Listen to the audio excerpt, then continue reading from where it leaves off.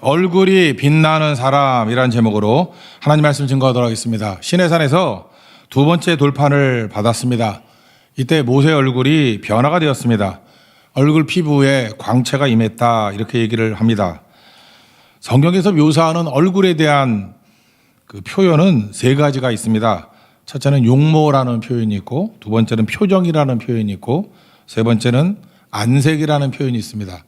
이 차이점을 한번 보면은 첫 번째는 용모인데 또 다른 말로 육체적인 외모다 이렇게 얘기를 합니다.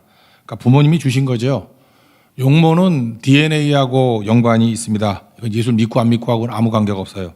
DNA인데 용모가 좋으면은 보기에 좋습니다. 그리고 첫인상에 많은 유익을 주고 사는 게 편합니다. 제가 사는 게 좋다라는 얘기는 안 했어요. 편합니다. 그래서 잘생기면 뭐 사는 게 쉽잖아요. 그런데 못생기면 좀 험난하죠. 그렇지만 하나님의 은혜가 있죠. 또 그 교포 사이에 제가 한 15년쯤 지나서 요즘에도 그런 말 쓰는지 모르겠는데 미국에 가면요, 이렇게 고급 식당에 가면은 이렇게 섬겨주는 사람들이 주로 백인이 많습니다. 그리고 뭐 던킨 같은 데 가면은 히스패닉이 많고 항상 그렇더라고요. 그래서 제가 궁금해서 물어봤죠. 야, 쟤네들은 어떻게 이렇게 갈라지냐? 그랬더니 고급 레스토랑 같은 데는 돈을 좀 더 준답니다. 그러면서 백인을 쓰고 뭐 그 필요 없는 데는 뭐 아무나 쓰겠죠. 그런 거를 걔네들도 알더라고요. 그런 걸 뭐라 그러냐? 어피어런스 그러더라고요. 어피어런스가 뭐예요? 용모죠. 외모. 난 미국에만 이런 게 있는 줄 알았더니 우리나라에도 있는 것 같아요. 제가 백화점은 잘 안 가는데 어쩌다 백화점을 갔더니, 신촌에 있는 백화점 갔더니 제 이미지는 백화점 이미지가 그랬어요. 그 젊은 여자들이 이렇게 뭐 서 있고 그런 건 줄 알았는데 요즘에는 젊고 멋진 남자들이 쭉 서 있더라고요. 그래서 왜 그런가 그랬더니 그래야 여성 고객들이 많이 온답니다. 백화점은 뭐 남자들이 안 가잖아요. 잘 여자들이 많이 가지 않습니까? 그런 것도 일종의 어피어런스, 용모겠구나 그런 생각을 했습니다. 그러니까 용모를 사람들이 인식합니다. 그러니까 용모는 어쩔 수가 없잖아요. 그래서 용모는 단정히 하는 게 중요한 것 같아요. 그냥 하나님께 받은 거, 부모님께 받은 걸 가지고 단정하게 하는 거.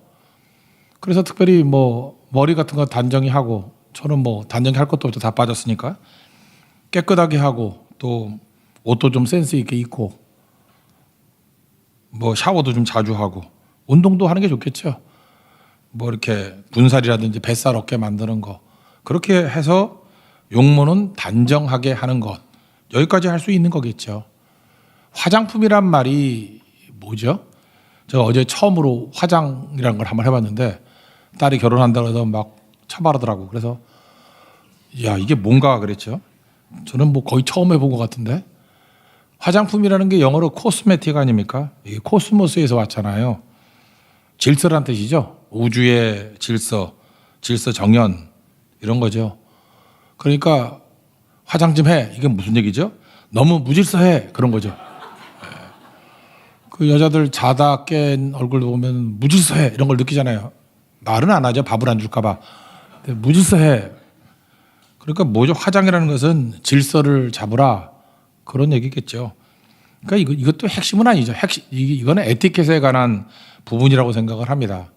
이 어피어런스라는 단어가 어디서 나오냐면은 사무엘상 16장에 보면은 사무엘이 이새의 아들들에게 가서 이렇게 기름 부으려고 하는 게 있죠. 왕으로. 그때 엘리압이 나왔더니 딱 보니까 좋아요. 그래서 기름 부으려고 했더니 7절에 하나님께서 뭐라고 말씀하시냐. 그의 용모와 키를 보지 말라. 내가 그를 버렸다. 사람은 외모를 보거니와. 다 어피어런스거든요. 용모, 어피어런스, 외모, 어피어런스. 나 여호와는 중심을 보느니라. 그러니까 용모는 뭐죠? 뭐 죽고 사는 문제는 아니고 그냥 단정히 하고 질서 있게 하는 거. 여기까지가 우리가 할 수 있는 일이라고 생각을 합니다. 이거는 크리스찬으로서 뭐 에티켓의 문제지 죽고 사는 문제는 아니라는 것입니다. 두 번째는 표정이라는 게 있는데 이거는 페이스죠. 얼굴, 표정. 피부 근육에 따라서 표정이 7,000가지가 나온다 그러네요. 조합의 수니까 뭐 그렇게 나올 수도 있겠죠. 표정은 과거의 축적입니다. 링컨이 그런 얘기를 했잖아요. 나이 40이 되면 자기 얼굴에 책임을 져라. 그러니까 똑같은 표정 계속 짓다 보니까 주름살도 지게 됐고, 여러분들이 이게 제일 편하게 짓는, 그냥 멍 때리고 있을 때 짓는 표정이 여러분들 오랜 시간 동안 지었던 표정이거든요. 표정은 잘 안 바뀌는 것 같아요. 근데 표정을 딱 보는 순간에 조금 연륜이 있는 사람들은 그 사람이 어떤 인생을 살아왔는지, 어떤 일을 반복했는지 그걸 알게 됩니다. 항상 염려 근심이 많은 사람은 양미간이 이렇게 골짜기가 파져 있고요. 걱정 많은 사람은 걱정하는 얼굴이 얼굴에 배어 있어요. 야, 참 걱정 많이 하고 살았구나. 얼굴 표정 보면 다 알 수 있다라는 것입니다. 표정도 변화가 되죠. 표정은 변화가 되는 것 같아요. 표정은 링컨 얘기같이 자기가 좀 책임을 져야 되는 것 같아요. 그래서 표정이 안 좋다 그러면은 잘못 살았구나 이렇게 생각하는 게 맞다는 것입니다. 이제 잘 살아야지. 이 표정에 관한 대표적인 예화가 있죠. 레오나르도 다빈치가 최후의 만찬을 그리려고 했을 때 모델 삼아야 되잖아요. 그 예수님 모델로 삼았던 청년이 19살 청년이었어요. 온화하고 밝고 너무너무 좋더라고. 이 최후의 만찬 7년 동안 그랬대거든요. 근데 그리고 난 다음에 6년이 지났는데 딴 사람은 다 모델 찾았는데 가론 유다 모델을 못 찾았다고요. 그래서 아무리 봐도 가론 유다 어떻게 그려야 될지 몰라가지고 고민하고 있는데 친구들이 감옥에 가서 한번 골라보라고. 감옥의 그 흉악범들 가운데 혹시 있지 않겠느냐고. 그래서 뭐 얘기를 해서 가서 찾았는데 찾았대요. 저 얼굴이야.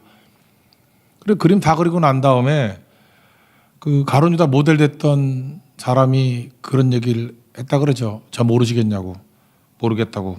그랬더니 눈물을 흘리면서 6년 전에 내가 예수님 모델이었던 사람이라고. 7년 된 거죠. 7년. 그러니까 19살의 모습은 예수님 모습이었는데 26살의 모습은 가론 유다의 모습이 되었다. 그걸 뭐라 그러죠? 표정. 그러니까 페이스가 바뀐다라는 것입니다. 그러니까 우리가 어떤 생각을 가지고 어떻게 사느냐에 따라서 우리의 표정도 변화가 된다. 그렇다면 우리 표정을 좀 바꿔야 되겠죠. 그래서 예수 믿는 크리스찬의 표정을 갖는 것, 그게 중요하다라는 것입니다. 세 번째는 안색인데, 안색은 뭐 영어로 딱 마땅히 없더라고요. 보이는 거예요. 영적으로 보이는 거거든요. 영적 상태를 말하는 겁니다. 그래서 look good, 좋게 보이든지 look fine, 이런 게 안색인 것 같아요. 성경에 안색이 어디 나오느냐? 뭐 처음 나오는 거 하나만 살펴봅시다. 가인이 자기 제사를 하나님께서 안 받으시고 아벨의 제사는 받았다 그래서 화가 났죠. 창세기 4장 5절을 보니까 몹시 분하여, 상태가 안 좋죠? 안색이 변하니. 그죠? look bad. 이게 안 좋아졌다는 거예요. 안색이. 영적으로 안 좋은 거죠. 그래서 하나님께서 이렇게 얘기합니다. 내가 왜 화를 내냐? 안색이 변하는 건 왜 그러냐? 그러면서 4장 7절을 보니까 죄가 네 문 앞에 와 있다. 너는 죄를 다스릴지니라. 그 죄를 다스려야 안색이 변화가 된다. 그런 말씀이겠죠. 근데 이 말 안 듣고 가서 죽이잖아요. 동생 죽이잖아요. 그러니까 안색이라는 것은 영적 상태를 드러내는 모습이다. 이렇게 말할 수 있다는 것입니다. 정 반대도 있죠. 사도행전 6장에 보니까 스데반 집사님은 돌멩이 맞아 죽어갈 때 막 일그러지고 안 좋아야 되는데 그의 안색이 너무너무 좋았죠. 하늘을 우러러 하나님 보좌 우편에 서 계신 예수님을 바라보니까 그 얼굴이 천사의 얼굴과 같더라. 이게 뭐예요? 안색이죠. 그래서 크리스찬들은 딴 건 몰라도 얼굴의 안색은 좋아야 된다는 거예요. Look good, look fine. 그래야 된다는 것입니다. 그러니까 정리하면 우리 얼굴은 세 가지로 분석할 수 있는데 처음에 우리 얼굴의 외모, 용모는 단정히 하는 거. 그래서 뭐 어떡합니까? 뭐 이렇게 물려받은 거 어떻게 해요? 단정이라도 해야지. 무질서한 건 질서라도 잡아놔야지. 줄이라도 긋고 막 이래 야죠. 그렇죠? 표정은 축적의 산물이라니까요. 경험의 결과. 이제 이후에는 표정이 바뀌겠습니다. 그래서 표정도 반복과 훈련이죠. 표정은 우리에게 책임이 있어요.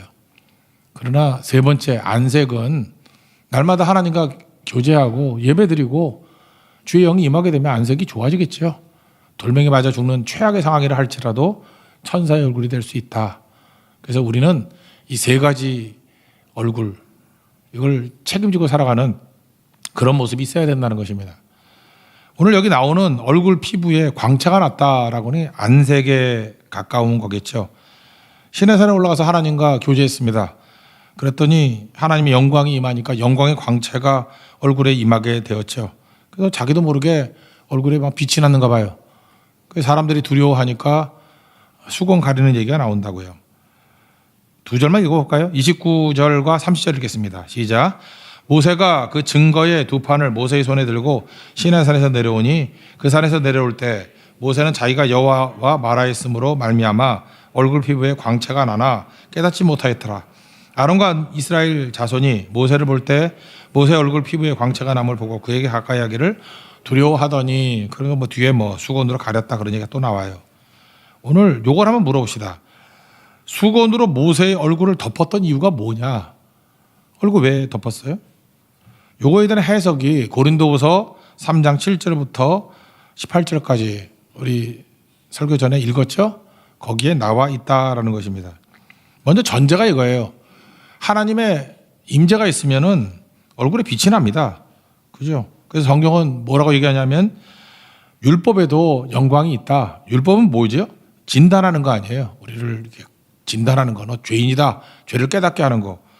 그거 별것도 아닌데 치료도 못하는 건데 그래도 율법에도 영광이 있다는 것입니다. 율법 들고 내려왔는데도 이렇게 영광이 임했잖아요. 그런데 복음은 뭐죠? 예수님이잖아요. 예수님은 구원이죠.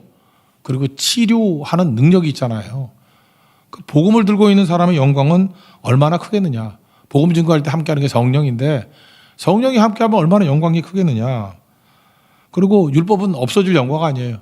없어질 영광도 이 정도인데 길이 있을, 영원히 있을 예수님의 영광 또는 성령의 영광, 복음의 영광은 얼마나 대단한 거냐, 그런 거죠. 그러니까 우리도 이렇게 생각하면 됩니다. 영광을 딴 데서 찾으면 안 되고 하나님과 말씀에서 찾아야 된다니까요. 하나님께 가까이 가면은 영광이 임하게 되고 말씀에 가까이 가면은 영광이 임하게 된다. 예배기도 성교 이런 거 가까이 가면 우리 인생이 광채가 임하는 영광스러운 인생이 된다라는 것입니다. 이걸 한번 읽어보죠. 고린도후서 3장 7절부터 11절까지 내용을 그런 관점에서 한번 읽어봅시다. 시작. 돌에 써서 새긴 죽게 하는 율법 조문의 직분도 영광이 있어 이스라엘 자손들은 모세의 얼굴에 없어진 영광 때문에도 그 얼굴을 주목하지 못하였거든. 하물며 영의 직분은 더욱 영광이 있지 아니하겠느냐. 정죄의 직분도 영광이 있은즉 의의 직분은 영광이 더욱 넘치리라. 영광되었던 것이 더 큰 영광으로 말미암아 이에 영광될 것이 없으나 없어질 것도 영광으로 말미암았은즉 길이 있을 것은 더욱 영광 가운데 있느니라. 모세가 하나님의 영광이 임하고 난 다음에 수건을 덮어 쓴 이유가 뭐예요? 수건 쓰는 게 목적이 아니라 수건 벗는 게 목적이겠죠. 왜 지금 수건을 썼습니까? 백성들이 영광을 감당을 못하는 거예요. 그러니까 눈이 부셔서 그런 거겠죠. 눈이 막 부셔가지고. 그러니까 율법의 영광도 감당을 못해가지고 눈이 부셔서 못 보는 존재인데 끝까지 못 보자는 얘기가 아니잖아요. 빨리 빛에 익숙해져가지고 볼 수 있는 자가 되기를 원한다. 그런 얘기겠죠. 근데 우리는 많은 순간 어떻습니까? 하나님의 영광의 빛이 임하게 되면 눈부셔. 나는 감당 못해. 그러면서 계속 수건을 가린 상태로 머물러 있는다는 것입니다. 그러면 안 된다는 거죠. 그거를 고린도서 3장에서는 뭐라고 표현했냐면 마음이 완고하다. 예수 믿는 다음에 참 기적 중에 기적이 뭐냐면 예수를 10년 믿었는데도 불구하고 하나님의 영광을 모르는 사람들이 있어요. 그러니까 말씀을 들어도 뭔 말인지도 못 알아듣고 은혜도 못 받고 그냥 성실해가지고 예배만 왔다 갔다 하는 거라고요. 영적 체험도 없고 성령의 체험도 없고 참 그거 얼마나 힘들게 믿는지. 우리 예수 믿는 게 다 쉽지 않습니까? 왜요? 주님께서 주시는 위로가 있고 체험이 있고 확신이 있고 그러니까 당장 죽는다 할지라도 담대함이 있잖아요. 그걸 내적 증거라 그러는데 하나님께서 내게 주신 위로와 힘과 확신이 있잖아요. 근데 그거 없이 믿으려고 그러면 그거 얼마나 힘들겠어?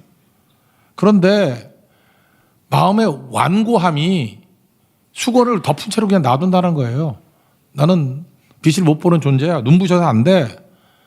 그걸 고집이라 그럴 수도 있고 선입견이라 그럴 수도 있고 편견일 수도 있는 거죠. 그러니까 그러고 살면 안 된다는 거라고요. 이게 오늘 핵심입니다. 그럼 어떻게 하면 수건을 벗을 수 있느냐? 당연한 거죠. 어두운데 있다가 밝은 빛에 나오면 눈이 부시잖아요. 그럼 어떻게 하면 되죠? 자꾸만 조금 보다가 가리고 조금 보다가 가리고 해서 빛에 익숙해지면은 보이죠. 마찬가지로 우리가 빛을 감당하지 못했을 때는 어떻게 해야 되느냐. 빛 대신 예수 앞에 나오면 된다는 것입니다. 예수 앞에 나오는 거. 자꾸만 예수님 앞에 노출시키는 거. 오늘 성경은 이렇게 얘기하잖아요. 수고는 그리스도 안에서 없어진다고. 그러니까 예수님 잠깐 말씀 읽고 예배 드리고 잠깐 반복하다 보면은 수건 없이도 빛에 익숙해져 가지고 예수님을 만날 수 있다는 거예요.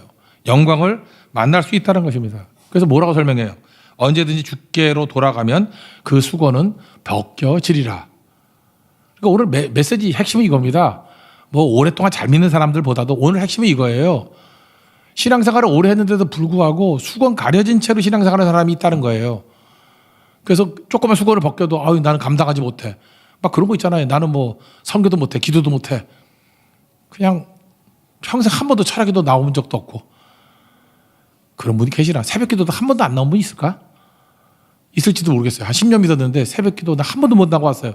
옛날에 있었는데 우리 교회는 없겠지. 그죠? 10년 넘게 교회를 다녔는데 성교를 한 번도 안 가봤대. 지난번 있었잖아요. 그래서 막 간증도 하고 그러대. 난 뒤에서 난 놀랬어. 야 저런 기적이 다 있구나 하고. 그거 왜 그래? 수건 가리고 신앙생활하니까 수건 가리고. 근데 자꾸만 이렇게 접하고 수건 내려놓으니까 지금 어떤 일이 벌어져요?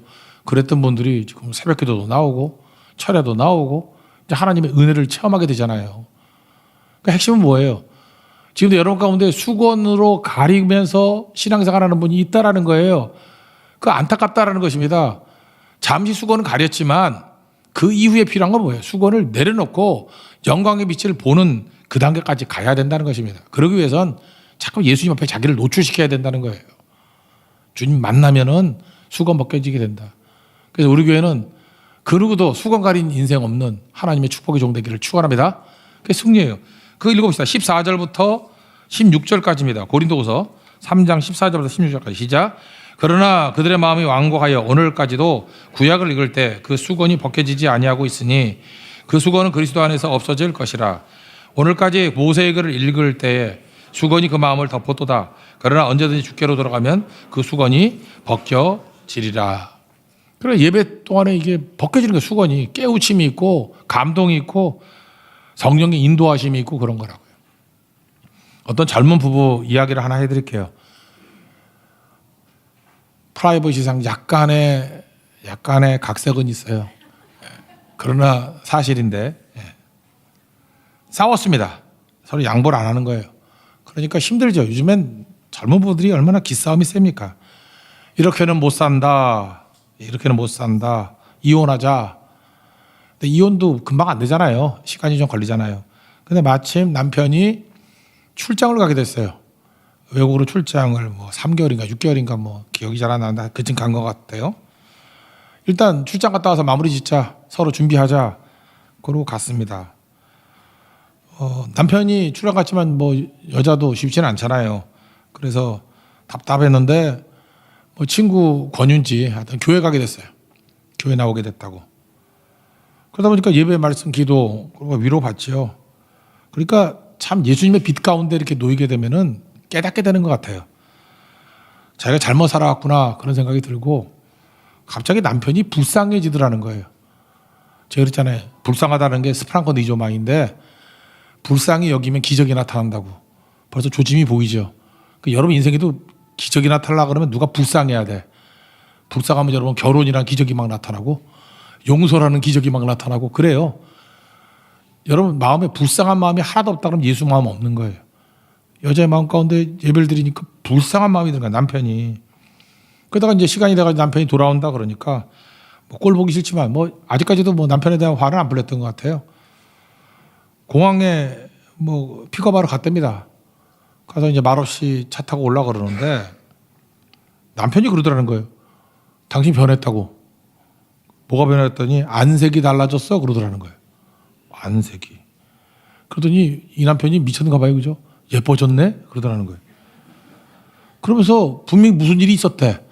무슨 일이 있었냐고. 그랬더니 뭐 교회 갔다 하는 얘기를 했는 것 같아요. 남편이 나도 한번 가보자 그랬대요. 그래서 남편도 교인이 됐습니다. 이혼 아직도 안 했어요. 해결된 거죠. 그러니까 제가 그때 메모를 해놨는데 안색이 승부를 가른다. 그죠? 그런 겁니다. 그러니까 우리가 고린도서 3장의 말씀에 의하면 해야 될 일이 뭐죠? 자꾸만 빛 가운데 나와야 돼요. 결심으로 되는 게 아니라 빛 가운데 나오면 수건이 잠깐 내려간다고. 빛에 익숙해진다고요. 그래서 승리하게 된다라는 것입니다. 오늘 이 본문 출애굽기 말인데 출애굽기가 앞부분에 나오는 10절부터 28절까지 내용은 우리가 자꾸만 빛 가운데 나가야만 된다라는 내용인데 어떻게 빛 가운데 나갈 수 있는지를 세 가지로 묘사해 주고 있습니다. 그래서 영광을 감당할 수 있는 인생, 빛을 감당할 수 있는 인생이 뭐냐, 그걸 세 가지로 얘기하고 있어요. 첫 번째는 오직 하나님만 섬기라는 거죠. 이 거룩이죠. 카도시, 그러면 카도시의 반대말이 뭐라 그랬어요? 바벨, 혼잡. 그러니까 혼잡한 거의 반대말이 단순해지는 거죠. 하나님만 섬기라. 1계명, 2계명이잖아요. 하나님만 섬기고 우상 숭배하지 말라. 하나님만 섬기라. 그거에 대한 핵심 구절 한 구절을 읽겠습니다. 신상 부어 만들지 말라는 17절입니다. 시작. 너는 신상들을 부어 만들지 말지니라. 그리고 13절 같은 데 보니까 만들지 말 뿐만 아니라 보이기만 하면 다 부셔버려라. 헐어버리고 깨트려버리고 찍을지어다. 13절 읽겠습니다. 시작. 너희는 도리어 그들의 제잔들을 헐고 그들의 주상을 깨뜨리고 그들의 아세라상을 찍을지어다. 단순하게 하나만 붙들라는 거예요. 그래서 신앙생활의 구호는 이겁니다. 첫 번째 내용은 뭐냐? 오직 예수. 오직 예수 이것만 붙들면 여러분 인생 가운데 빛이 들어옵니다. 영광이 매요. 수건 다 내려놔요. 그래서 여러분들의 인생에 딱 하나예요. 사람이 모이면 안 되고요. 심지어 뭐 사역자, 목사가 모이면 안 돼요. 오직 예수님만 보이면 수건이 벗겨져요. 그래서 영광 가운데 나갈 수 있다고. 지금도 수건에 가려져 있는 사람들 보면 교회 와서 맨 사람만 보다가 이 사람은 어떻고 저 사람은 어떻고. 그러니까 예수님은 안 보이고 사람만 보인다니까요. 수건에 가려져 있기 때문에 그래요. 근데 예수님 빛에 놓이게 되면 수건이 사라지게 된다라는 것입니다. 그러니까 오직 예수님, 그래서 하나를 붙들게 돼 있어요. 두 가지 붙으니까 혼돈이 오고 바벨이 돼버리지 않습니까? 요즘엔 종교다원주의 시대입니다. 종교다원주의 시대라는 건 뭐예요? 마귀가 우리에게 함정을 팠는데 오직 예수 말고 혼잡하게 만드는 게 마귀 작전이에요. 시대마다 맨날 그랬거든. 옛날에 다신교였고 지금은 종교 혼합주의고 뭐 그 이전에는 뭐 양다리 신앙 뭐 이런 거겠죠. 그렇지 약간 혼잡하게 만드는 거라고. 그럼 영광이 다 사라져버린다니까요. 요즘엔 그래요. 관용이란 말, 이 톨러런스라는 말을 되게 좋아하는데 한번 생각해 보세요. 7 곱하기 8이 얼마입니까? 7, 8이 56. 그 정답이 56이죠. 근데 57까지도 정답으로 하자 그런 거예요. 아니 7, 8이 57이 말이 됩니까? 틀린 거잖아요. 그런데 그것도 맞다고 하자. 근사치까지도 맞자고 하자. 그런 걸 관용이라 그런다고요. 그래서 예수 믿는 사람들은 7, 8이 56만 주장하니까 저건 문제가 있다 그런다고요. 독선이라고. 그게 독선입니까? 정답이죠. 만약에 7, 8이 56도 되고 57도 되고 55도 되고 그럼 한 번쯤이야 넘어갈 수 있죠. 이거 뭐 별거 아니니까. 근데 이런 계산법을 가지고 만약에 건축을 한다 그러면 건물 무너지겠죠. 그렇지 않아요? 이거 가지고 뭐 거래를 한다 그러면 거래가 다 무너지겠죠. 그런 거잖아요. 기초가 엉터리니까.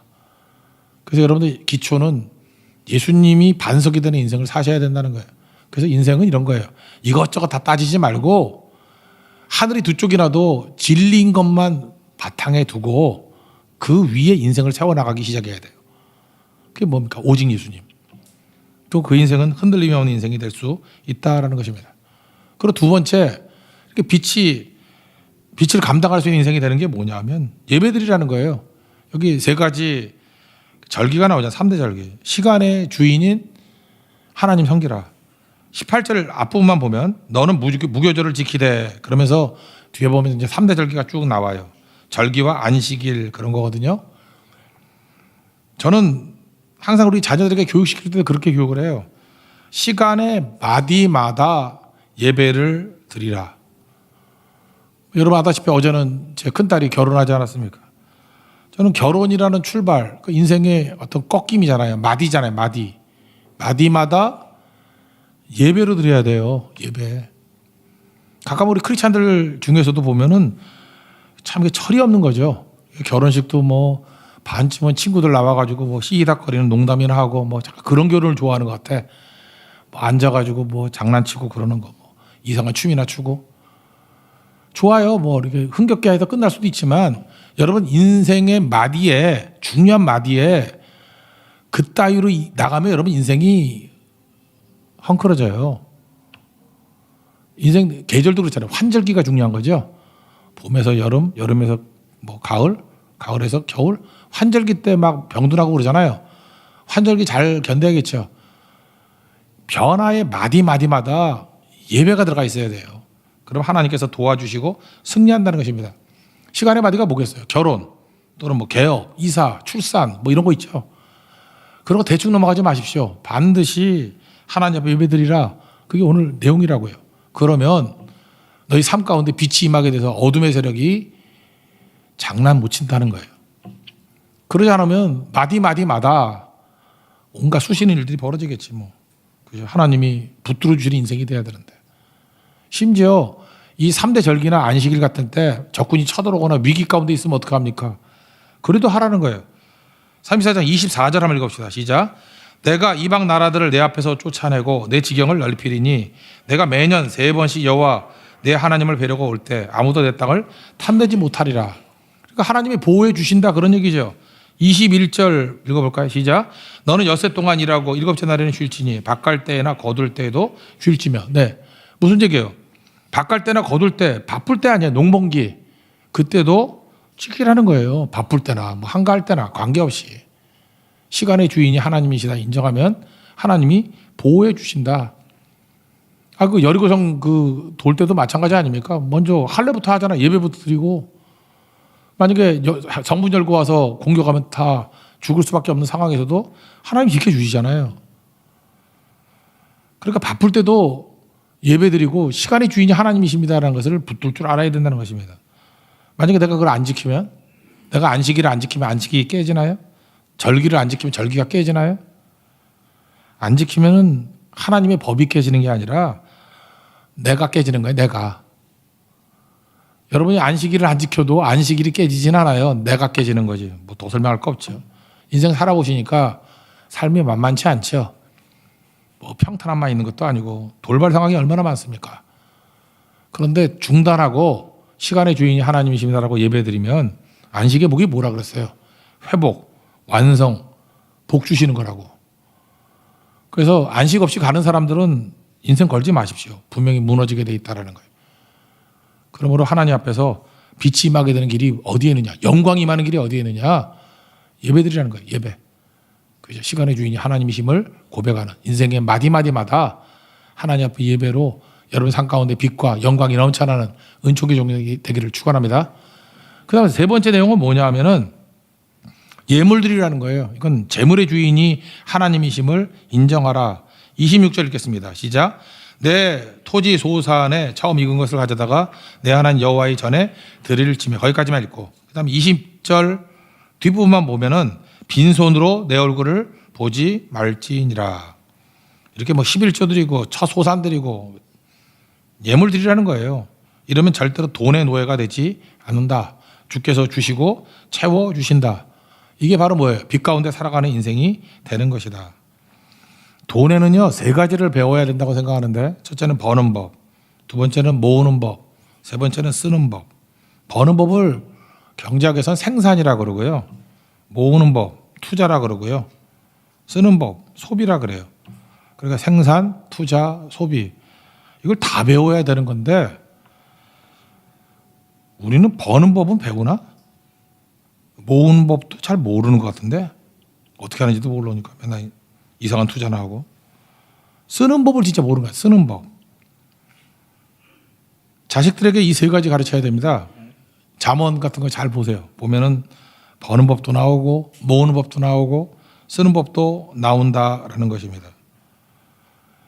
근데 우리 크리스찬 가운데도 종종 보면 이런 게 나와요.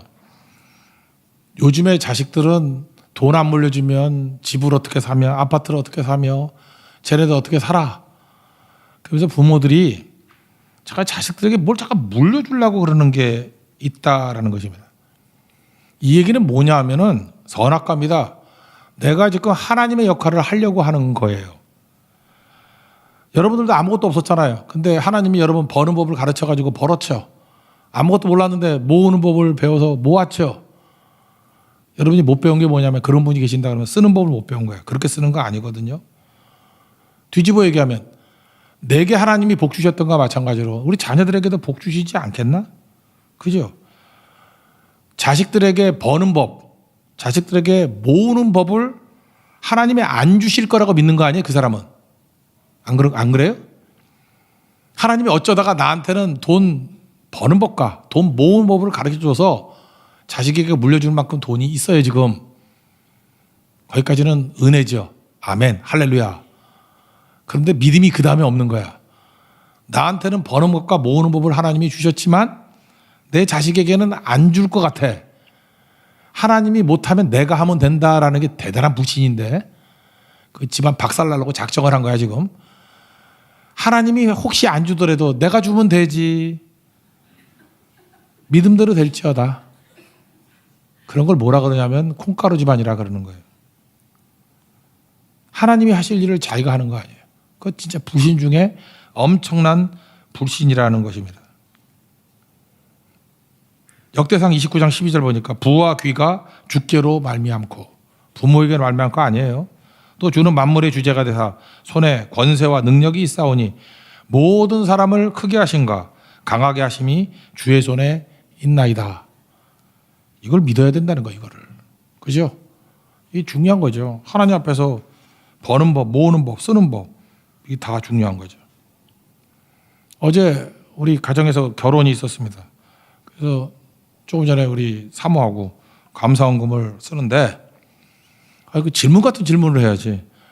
제 이름하고 제 사모 이름하고 넣었어요. 그랬더니 애 이름까지도 넣으려고 그래. 아니 결혼하면 이제 독립 가정인데 뭔 소리 하는 거냐고. 아니죠. 그죠? 그래서 제가 그런 얘기를 했어요. 우리만 헌금해서 우리만 복 받자고. 그리고 걔네들은 하든 안 하든 이제부터 처절한 싸움을 벌여야 되는 거예요. 그죠? 물론 뭐 교육받았으니까 하겠지만 혹시 안에서 깨진다 그래도 나는 그거 깨져야 된다고 생각해요. 그래서 모든 재물의 주인이 하나님이심을 빨리빨리 깨우쳐야지. 그죠? 철저히 하나님께서 그들에게 버는 법과 그들에게 모으는 법과 그들에게 쓰는 걸 통해 가지고 풍성해지는 복을 주시기를 원해요. 그러면 본인이 해야죠.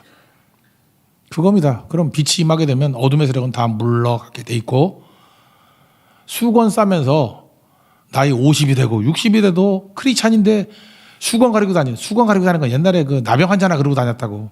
영적 나병 환자 같이 수건 없이는 살 수 없는 그런 비참한 인생이 돼서는 안 되는 거죠. 마지막 쓰는 건 뭐냐면 돈은 흘러가야 되는 거예요. 흐르지 않으면 다 썩게 돼 있습니다. 여러분 가난하다고요. 가난한 자도 흘러야 됩니다. 안 흐르면 다 썩어요. 많은 물도 고이면 썩지만 적은 물을 고이면 더 썩어요. 다듬어 흘려보내야죠. 내가 이게 쭉 보니까요. 그래요. 이번에도 뭐 제자들도 있고 많이 있었는데 딴 건 모르지만 물질만은 그러더라고. 이 바보들이 인색해. 어떤 애는 인색하고 맨날 고이고 썩고. 그러니까 내가 그 훈계를 준 지 한 20년이 됐는데도 아직도 빌빌대. 근데 20년 전에 정말 힘들었던 사람이거든. 힘들었던 사람인데 고이면 썩는다. 돈은 흘려보내야 된다. 그때 굉장히 가난했거든요. 흘려보내는데 지금은 제가 깜짝 놀랄 만한 사람으로 변화되어 있더라고요. 그게 돈 쓰는 법 배우는 겁니다. 돈은 흘러야 됩니다. 흐름이 없는 모든 것은 다 썩게 되어 있습니다. 썩게 만들지 말고 이기는 자 되십시오. 하나님께서 우리에게 주시는 말씀입니다. 자리에서 일어나겠습니다. 영광 보이소서 찬양하겠습니다.